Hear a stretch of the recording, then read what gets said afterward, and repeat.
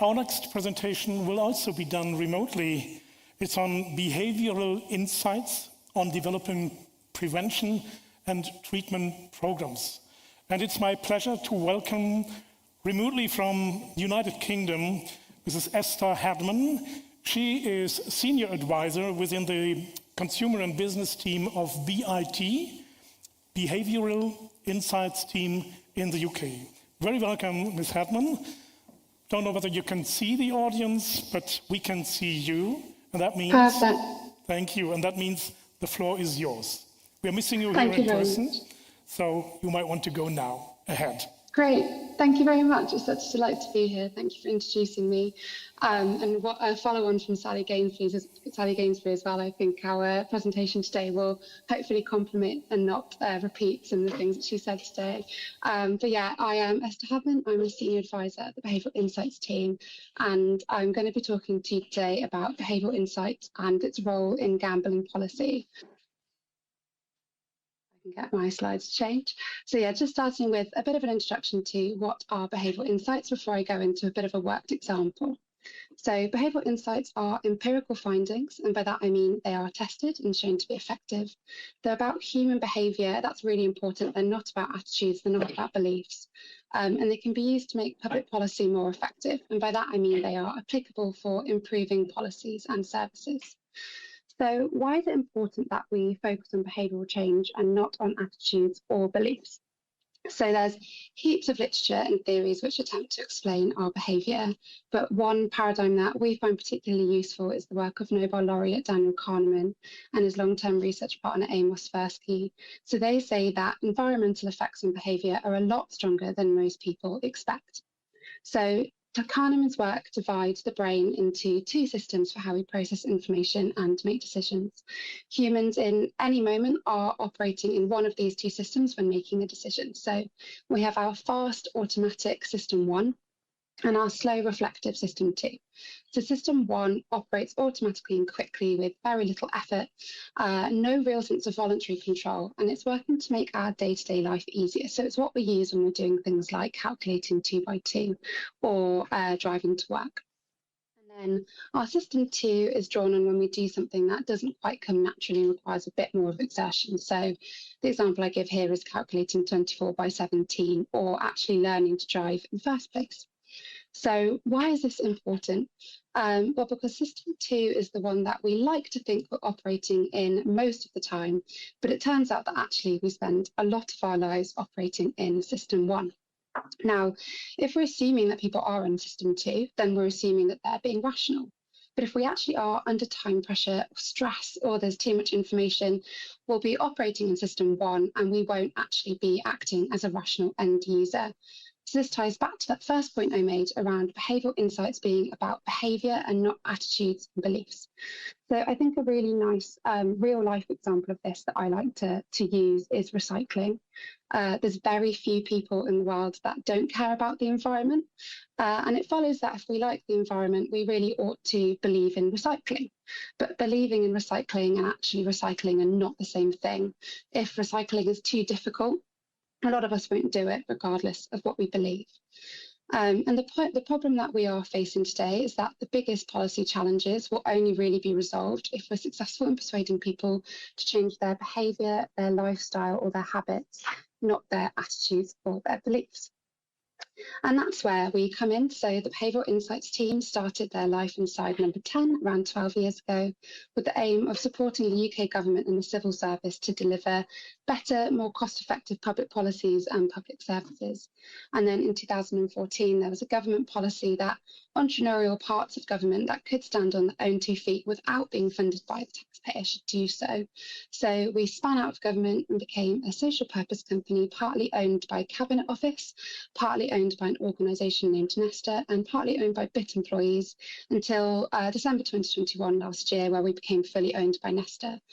Now, being a social purpose company means that we operate basically like a consultancy firm, but with a bit of a twist, where the first question that we ask when deciding whether or not to take on a project is not about the economic margins, but it's about whether the project is likely to deliver a positive social impact. We now have offices all around the world, and we also work across multiple regions to build capacity for applying behavioural insights in governments that wouldn't have the resources to do this independently. And throughout this journey from number 10, our mission has remained the same, which is to apply an in-depth understanding of how people really behave to improve public policy and services and help people make better choices for themselves. So since 2017, the Behavioural Insights Team has been conducting exploratory research and running trials within the gambling space. We are one of the few research organisations who've worked with the UK gambling operators to actually run field trials to reduce gambling harm. And I'm going to spend the rest of this presentation talking you through a worked example of how we at BIT have used behavioural insights to run an experiment which has contributed to the reduction of gambling harm in the UK. So you'll all be familiar with deposit limits. I know Sally was also just talking about these. So these are a tool that are utilised by gambling operators to help limit a customer's spend on their accounts. So this simple design that I'm showing you here halved the number of gambling deposit limits people set, the amount of gambling deposit limits people set for themselves, contributing to an increased effectiveness of these tools. So what led us to make this change? How did we discover that this change was required in the first place? How did we design a suitable solution, and how did we test that that solution worked in the real world? So let's start with how we discovered the issue in the first place. So in order to identify this issue, we started with some exploratory qualitative work, conducting a mystery shopper type exercise on gambling operator sites. By signing up to accounts and exploring the website ourselves, our researchers were able to increase their awareness of how operator sites work, and also be on top of the positive and negative features of these sites to help inform our future work. So this is actually an exercise that we've since iterated upon to make it a bit more detailed and incorporate more research to create our new behavioural audit framework. And we reran this audit this year, and this slide is showing the user journey that each researcher followed in that new iterated audit.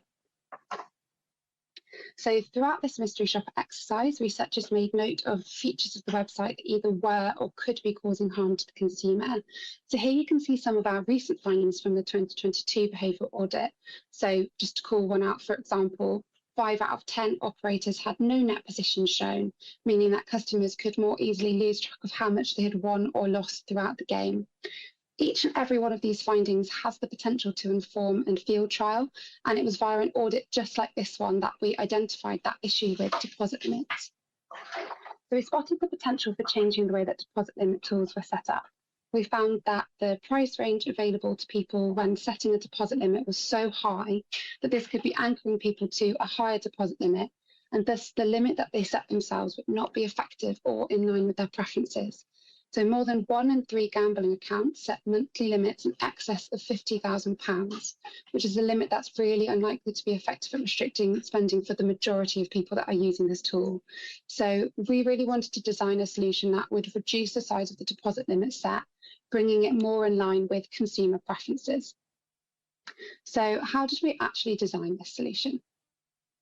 So at BIT, we follow a framework called EAST, which I know Sally's just talked you through very briefly. So this stands for Easy, Attractive, Social and Timely.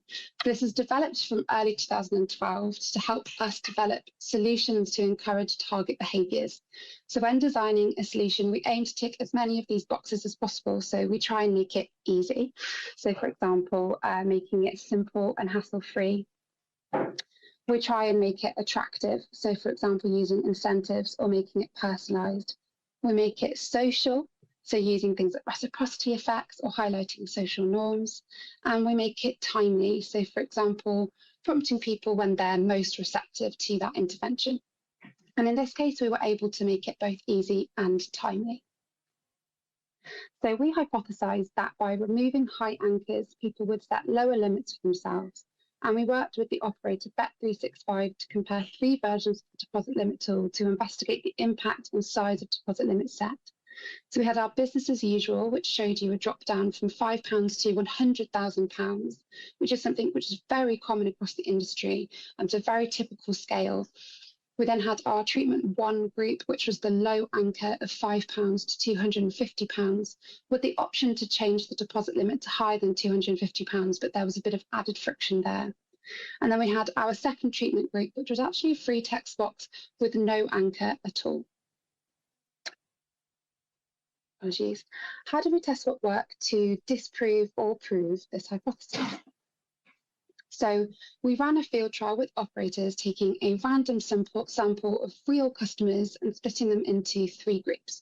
So one group saw that control BAU design, one group saw the low anchor design, and the last group saw the free text box design. And we then measured the impact by analysing what size deposit limit was set on average in each group and comparing these across treatment arms. So we found that compared to business as usual, gamblers set lower deposit limits in both the low anchor and free text no anchor treatment groups by 45% and 46% respectively. We then wanted to look at whether the lower deposit limit had an impact on the actual amount deposited, and we did find the potential for a positive impact on the actual amounts deposited, with a 25% reduction in the amount deposited in the no anchor free text box group. However, this wasn't actually statistically significant. This is most likely due to the fact that there was fairly low uptake of the tool in the first place, and there was a quite high variance in the amounts deposited. So this does require further research, but it's a very positive start.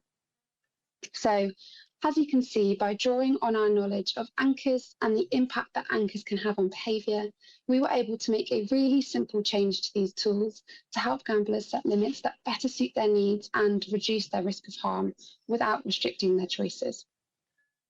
Behavioural insights can tell us a lot about gambling behaviours. Here I've shown you just one example of how we can use our knowledge of behavioural insights to design and test a new approach to reducing gambling harm. But the Behavioural Insights team has conducted research related to gambling since 2017, and in September 2021 we actually launched the Gambling Policy and Research Unit, which is the team that I sit in.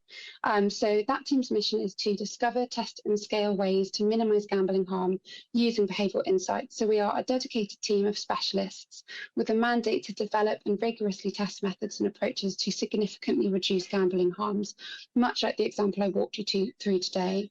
And since the launch of this unit, we've carried out exploratory research, qualitative research, and online trials to contribute to this mission, and we'll be continuing to work on this mission for the remaining 3 years of our programme. So that's everything for me today. I've walked you through an introduction to behavioural insights and its role in research and policy making.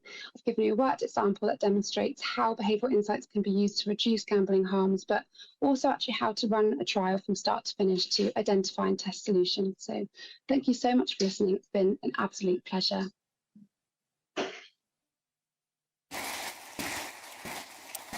Thank you so much for your comprehensive presentation. Very valuable information. I would like to check if there are any questions from the audience. Do we have any questions? No, there's no question, which is always a good sign, because then you provided the full amount of intelligence available. Thank you very much to the United Kingdom, to Esther Hadman.